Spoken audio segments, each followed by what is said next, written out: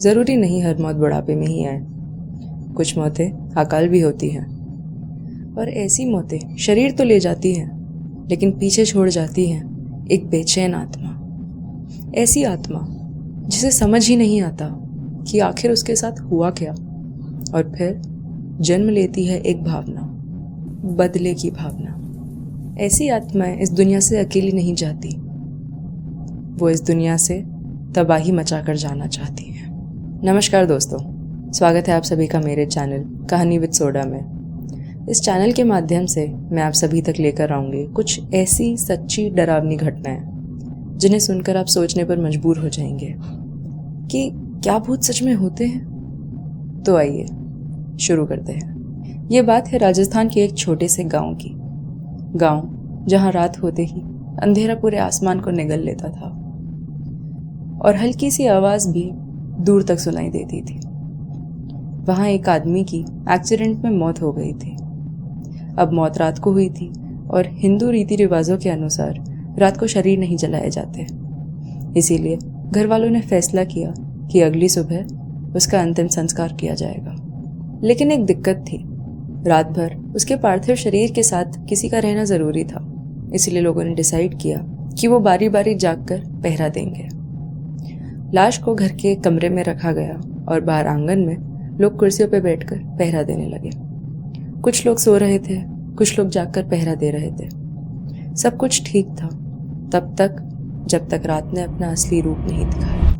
रात के करीब 2 या 3 बजे का वक्त था। हर जगह गहरी खामोशी छाई हुई थी।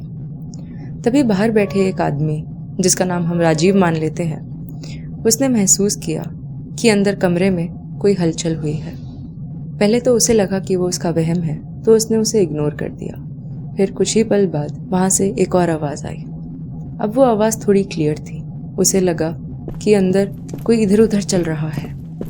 राजीव ने मन ही मन सोचा कि शायद हो सकता है कोई पानी पीने के लिए उठा हो। तभी उसे एक बात खटकी कि कमरे के बाहर काफी लोग सो रहे थे। अगर कोई उठता तो बाकियों को तो पता चलता। अब राजीव के मन में एक अजीब सा डर बैठने लगा।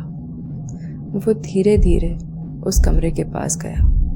उसने अंदर झांक के देखा तो उसने पाया कि वहां कोई खड़ा था, लेकिन तुरंत ही वो चीज वापस लेट गई, जैसे उसे पता चल गया हो कि कोई उसे देख रहा है। राजीव का दिल जोर जोर से धड़कने लगा। उसने जल्दी से लाइट ऑन करी और उसने जो देखा वो राजीव शायद अपनी जिंदगी में कभी ना भुला पाए।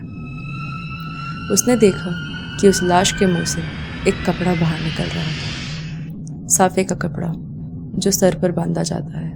राजीव को यह पता लगते देर नहीं लगी कि कुछ बहुत ही गलत हो रहा है। उसने जल्दी से अपने घर के बड़े बुजुर्गों को बुलाया।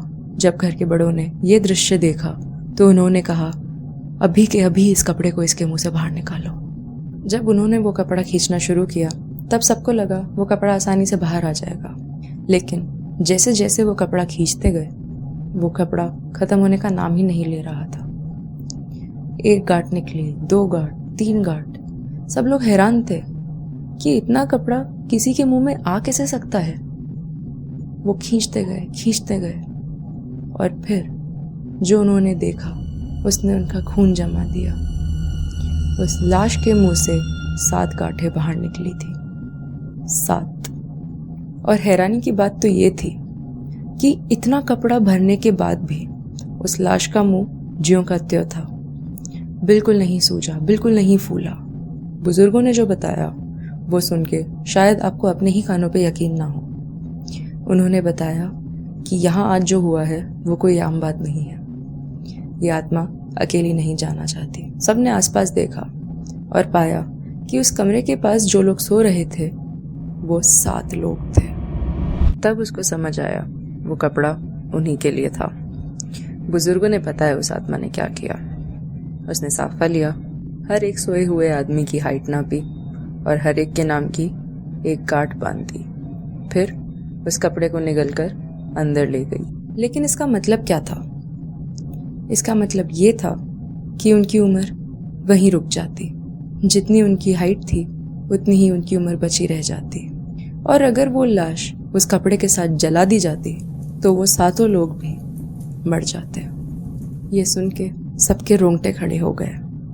वो जो आत्मा थी उसने मन ही मन ये ठान लिया था कि वो अकेली नहीं जाएगी, क्योंकि ये जो आत्माएं होती हैं जो अकाल मृत्यु मरती हैं, उनमें कहीं ना कहीं एक ईर्ष्या, एक गुस्से की भावना आ जाती है कि मैं अकेले क्यों जाऊं, मैं अपने साथ सबको लेकर जाऊंगा।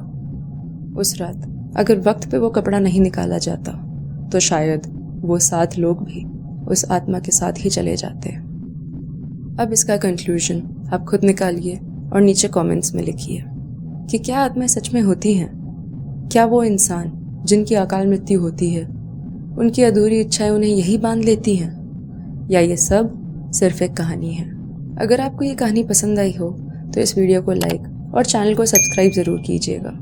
और अगर आपके पास भी कुछ ऐसी सच्ची डरावनी घटनाएं हैं जिन्हें आप दुनिया तक लेकर जाना चाहते हैं तो डिस्क्रिप्शन में दिए गए इंस्टाग्राम आईडी या जीमेल पर आप मुझे अपनी कहानियाँ भेज सकते हैं और मैं उन्हें अपनी आवाज़ में पूरी दुनिया तक लेकर आऊँगी।